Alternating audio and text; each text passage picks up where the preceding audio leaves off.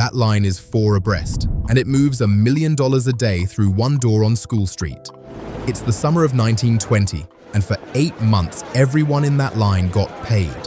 Every note, in full, on time. The man at the door is Charles Ponzi, and he's about to give the most famous con in history his name. And Boston is in love. Waiters are doubling their savings. Widows are paying off mortgages. Whole police precincts are in on it. You hand him your money, and 45 days later, he hands it back, half again, bigger. No stocks, no gold, no product. Because here is the entire machine, in one step. He pays January's investors with February's money. That's it. That's the whole invention. It isn't even a pyramid. Nobody has to recruit anybody. New money in the front door, old promises paid out the back. And as long as the line keeps growing, the miracle keeps clearing. 3 blocks away, one newspaper is already watching for the end. The Boston Post sees the countdown, the cheering can't. But how do you kill a fraud when every victim just got paid? Everything the Post can argue, the math, the law, will bounce off a man who keeps paying. What finally stops him won't be an argument at all. November 1903. Down a Boston gangway steps a 21-year-old with $2.50 to his name. For 17 years, America tells him no. Then he sells Boston the yes it never gave him.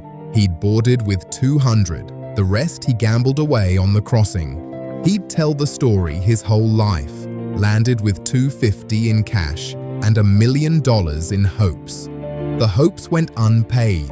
Dish rooms, delivery counters, doors. 4 years of America saying no drive him north to Montreal, where a countryman named Luigi Zarossi runs the bank every Italian immigrant loves. Zarossi pays 6% on savings. Everyone else pays 3%. Ponzi takes a job behind the teller cage, young, quick, charming in 3 languages. And from inside the cage, he works out where the 6% comes from. Nowhere. Zarossi isn't earning it. He's paying the old depositors with the new deposits walking in the door. Ponzi watches the machine run. Then he watches it die. Deposits slow, the interest stops, and Zarossi stuffs what's left into a suitcase and takes a train to Mexico, leaving his depositors, his tellers, and his own family behind. Charles Ponzi didn't invent the scheme. He apprenticed in one, from the wrong side of the counter, and he left Montreal with one more souvenir. Broke in the wreckage, he forges a client's check, caught in days. 3 years in a Quebec penitentiary, inmate 6660, and a letter home to his mother saying he'd found work as a warden's assistant. Paroled, caught smuggling countrymen over the border. 2 more years. Federal, Atlanta. In that yard, Wall Street's Charles Morse, who ate soap shavings until doctors ruled him dying, then walked free and made a full recovery the day the gates shut behind him, becomes his teacher. Ponzi took notes. 2 prison records now, Quebec and Atlanta, and neither one ever reaches Boston. 1917 brings him back to Boston, a clerk's desk, and Rose Necco, who reads the letter his own mother sends, laying out the prison record, and marries him anyway. 2 years later, out of an envelope from Spain falls a slip of paper, an international reply coupon, prepaid postage priced in each country's collapsed currency. Buy it in Rome for $0.01, redeem it in Boston for 5 cents of stamps, 400% on paper, perfectly legal. 2 flaws, plainly, coupons pay in stamps, not cash. And the shiploads of coupons you'd need do not exist. The arbitrage was dead on the desk. He didn't need a working machine. He needed a working story. December 1919, he charters the Securities Exchange Company on $150. January, 18 investors, $1,800 against notes promising 50% in 45 days. February, he pays them in full, smiling. You know both steps now. February's payouts were January's deposits. There was never anything else in the box. Word of mouth does the rest. 5,000 in February, 30,000 in March, 420,000 in May. By July, $1 million a week, then $1 million a day, and the counting drowns. Cash in drawers, wire baskets, and the only books, index cards, filed into shoeboxes under the money. He buys the mansion and the grandest car money can order. Then he goes back for the bank. Hanover Trust had once refused him a $2,000 loan. He parks $3 million there, buys control through friends, and now owns the institution that turned him down. Nobody asks the obvious question because the payouts keep clearing. By midsummer, it is the queue where this story began. 4 abreast, City Hall annex to his office door, and the police guarding it are standing in it, savings folded into their own tunics. Now put yourself in the line. July heat. The man ahead of you is a patrolman with his life savings folded in his cap. The notes pay. They have always paid. What exactly would stop you? And the Post knows something Boston doesn't. This exact machine has run before. 1880, blocks away, Sarah Howe paid women 8% a month out of new deposits, collapsed, and did it again. Brooklyn, 1899, William 520% Miller. The Post even digs Miller up to review the new man's work. Boston didn't name the crime after its inventor. It named it after its best performer. So the paper starts loading its first weapon, the one that never misses: arithmetic. It opens with an accident. Saturday, July 24th. The Post runs Ponzi on the front page. Favorably. Doubles the money within 3 months. The greatest free advertisement ever printed. Monday, the stampede.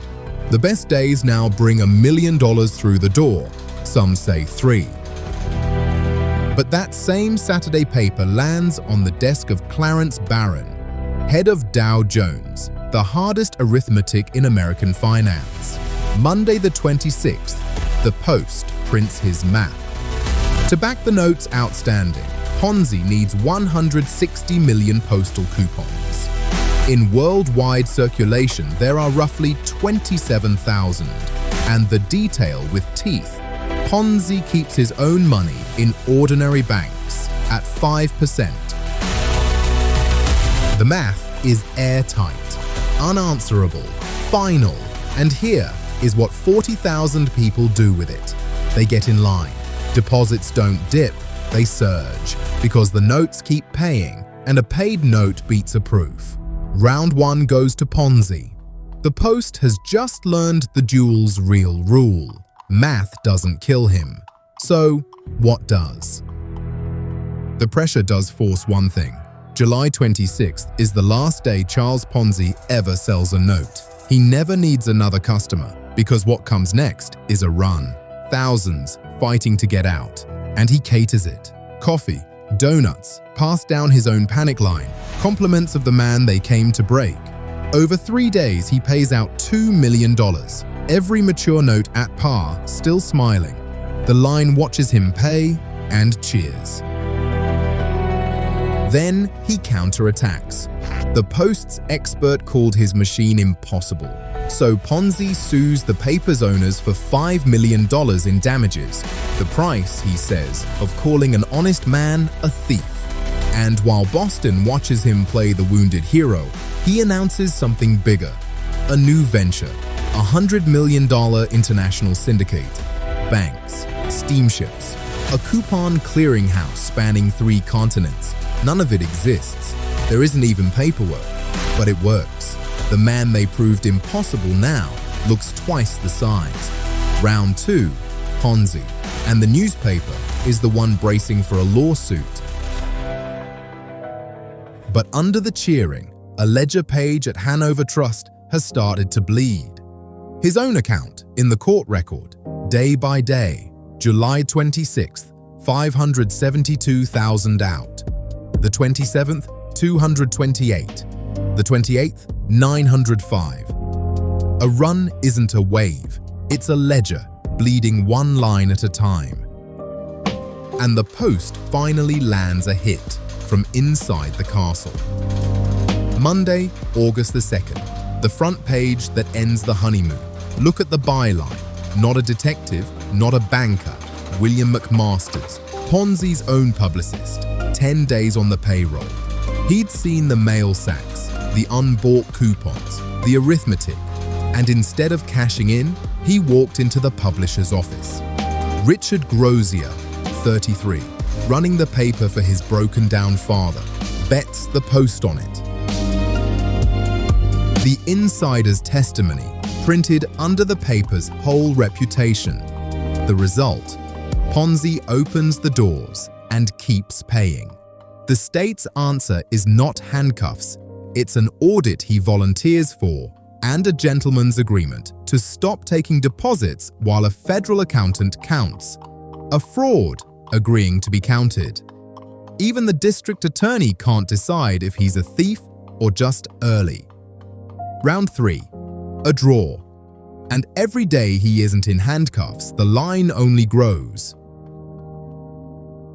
Because under the smile, the machine is starving.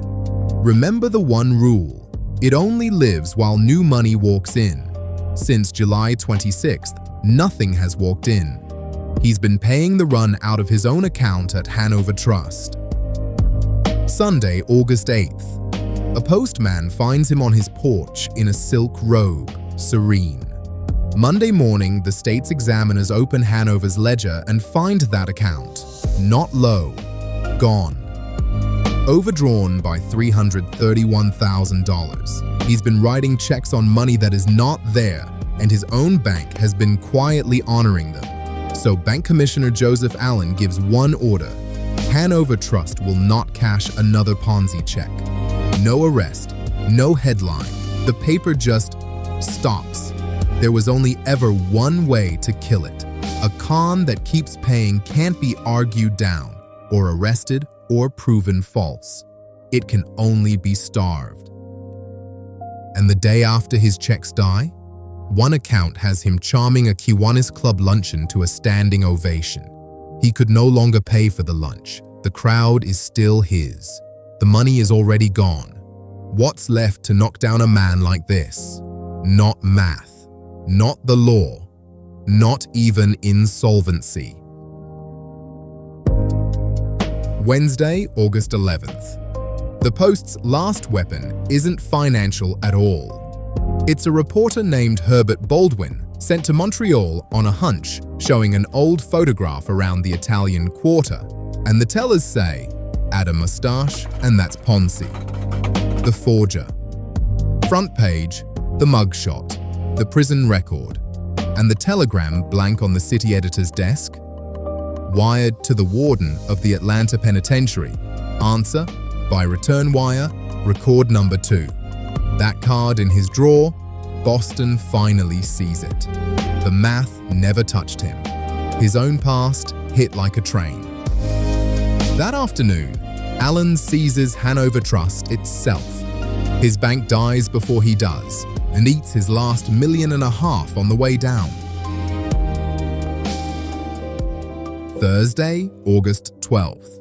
Edwin Pride finishes counting a $9 million business kept on index cards in shoeboxes. Assets, $3 million short. And of the postal coupons the entire legend stood on, the auditors find $61 worth. The draw at last. Ponzi reads the figures, accepts them, dresses like a man collecting an award, and surrenders. Bail, $25,000. He posts it. Massachusetts rearrests him on the courthouse steps. He had come off the boat 17 years back with $2.50 to his name. The federal case barely slows him. 86 counts, 1 plea, 5 years. Massachusetts wants a reckoning. It gets a performance. Ponzi fires his lawyer, works the jury like his old crowd, and wins his own acquittal in open court. 3 trials to make common and notorious thief stick. 7 to 9 more years. The banks fall like scenery. Hanover first and forever. Investors see less than 30 cents on the dollar. And the few who beat the crash? In 1924, the Supreme Court makes even the winners give it back. Cunningham versus Brown. Still the rule when a Ponzi falls today. In a Ponzi scheme, there are no winners. Only the order in which everyone loses. And Ponzi, out on appeal bail, he runs the exact same play again.